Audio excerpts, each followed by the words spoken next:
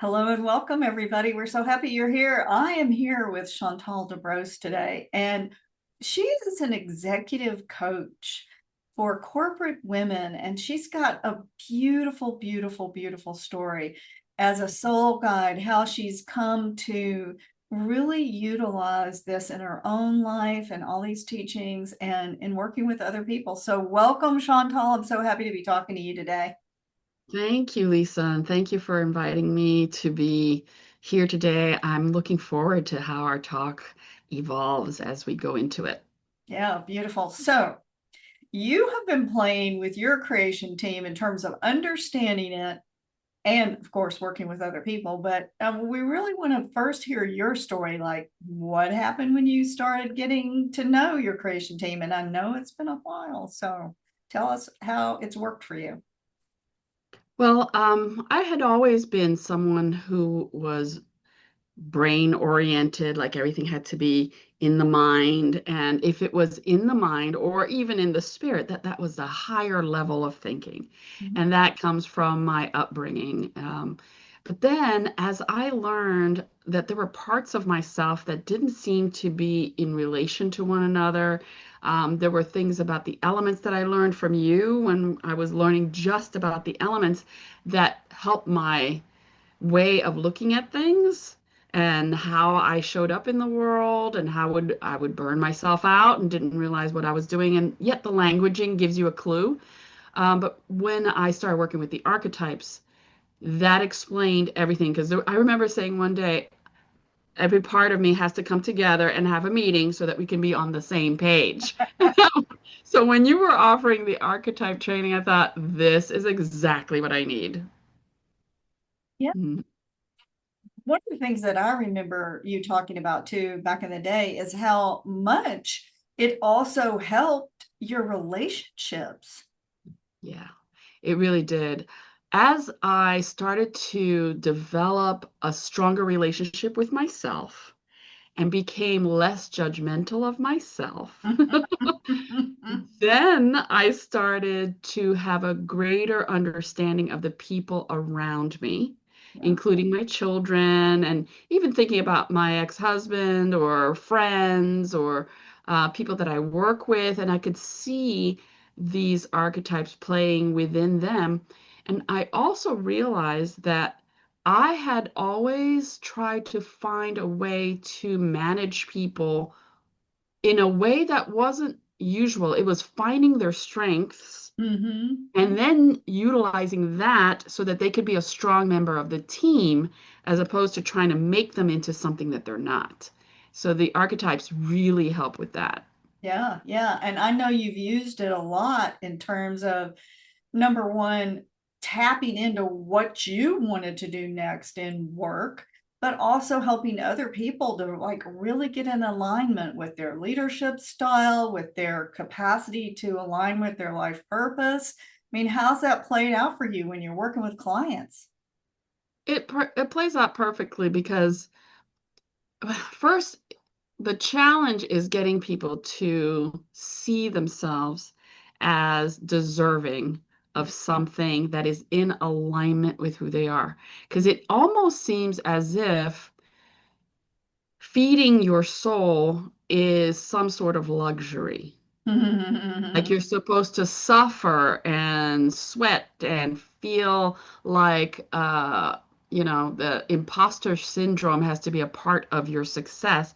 Otherwise, you're not really working hard enough. Right, right.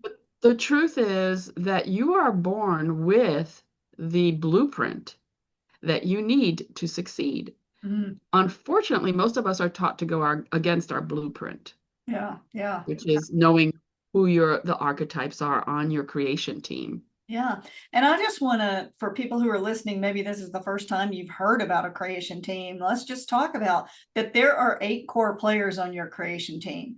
And this is your inner feminine, your inner masculine, and how they dance together. This is how you communicate, that element that you like see the world through. Maybe you have a earthy communication style. Maybe it's watery. Now, just imagine for a second water and earth trying to talk to each other. It doesn't always work that great.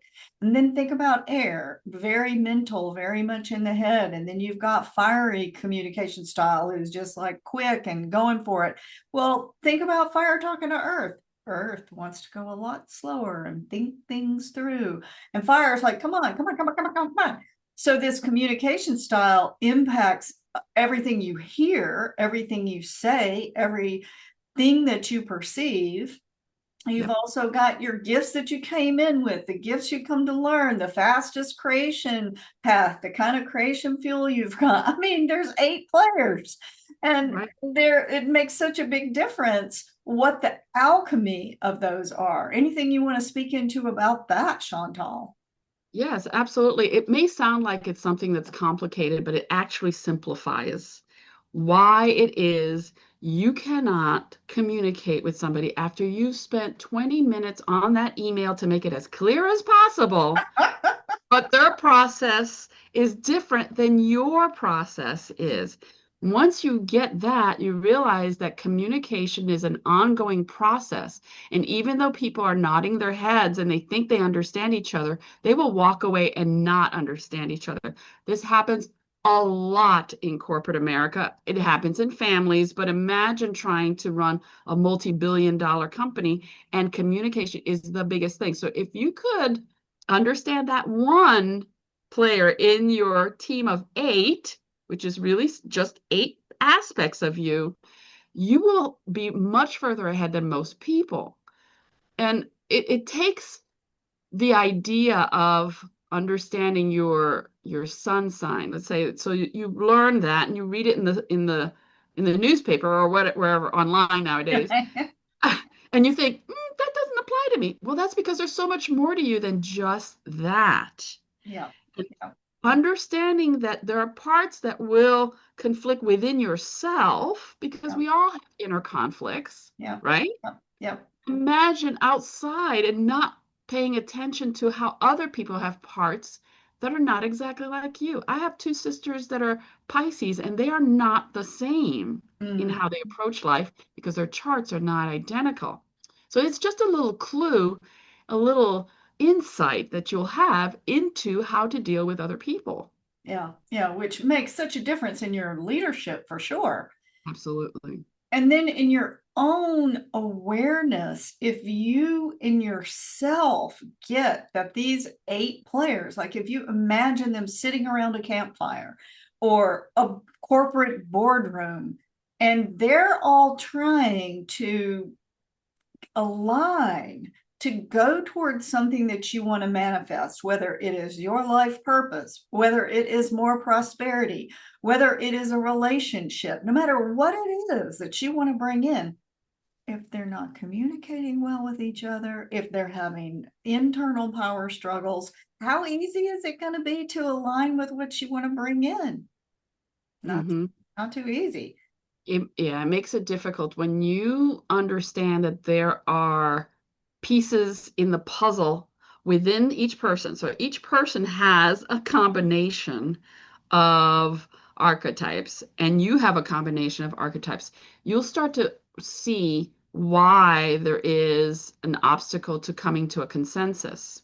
Mm-hmm, And you have to actually engage people in understanding that we may not all agree on how this is to be done, but we need to get from point A to point B.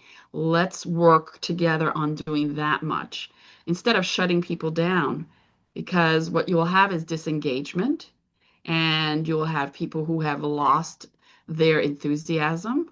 mm-hmm, And you don't want that. You want to build your team. mm, So as a mature-ish team, because sometimes the inner child comes out in when we're under stressful situations. But as a team of people, adults that know that they have a job to do, you've got to find a way to connect with them so that they can go, okay, I may not like it, but yeah, I'll go along for this. But they have to feel heard. yeah, yeah. So as a leader, it really benefits you to know that your people may not feel heard, but they might be willing to work with you when they do feel heard if Mm, you find a way to speak to them. nice. So in corporate America, the women that you connect with, a lot of times they're wanting to like transition into maybe more leadership, maybe a higher paying position. How do you help them with their creation team to align and to make the decision about which way to go for themselves? Well, first, you want to know what is it that is their purpose in life. You Mhm. want to and you want to see how have they been burning their fuel Mm, mm, mm, at the very beginning. It's like, are you burning yourself out? mhm. Are you pursuing something that is really for you or what you were told you were supposed to do? Huge. Uh, when you are guiding yourself, it because you may have people around you that don't understand you. So this is the reason why you must understand yourself as much as you possibly can. Do you feel that when you are using your brain power, is it feeding the fuel that is burning you out? Mm, Do you need to back off a little and maybe do things in a more methodical, earthy way? So you start out with the elements to see how you are aligning with the elements, how they're working in your life. mm, Then, as you've worked with the elements a little bit so that it becomes part of the languaging, so that people understand what you mean, then you will look at the 8 parts of their chart. And you want to know what their masculine and their feminine is to see if they are working in alignment with one another or yeah, is there conflict. yeah, yeah. Once you understand how to work together, your masculine and your feminine, then you want to know what was your past and where are you moving toward. Mm, mm, So that is the most important thing for you to start to consider. And then you want to know what is the fastest way to get there. mm. So you look at all these are just the names. I'm describing the parts of the 8 so Yeah, that you yeah. understand it in regular language. Um, then you want to know what is the best work, the type of work for you to do. If Mhm, it has those attributes, like you need to help people, or if you need to be out in front and center and talk in front of a group of people, or if you need to be the kind of person who is creating a community, mm, mm, mm. those are the things you need to know so that you can direct your energy in the right direction as opposed to just, I'm going to make $500,000 a year in a job doing this. Yeah, Because you might be limiting yourself by making only 500,000. I know it sounds odd, but that might be a limit. right. Just say, here's what I'm going to do and how I'm going to serve the world. And the more people you serve, the more financially successful you're going to be Yeah, yeah, without burning yourself out. yeah, yeah. I mean, honestly, I've been an entrepreneur for most of my life, but I'll tell you what, if I was in corporate America, you are the person I would want to be talking to. I can assure you, like, help me to get in deeper alignment.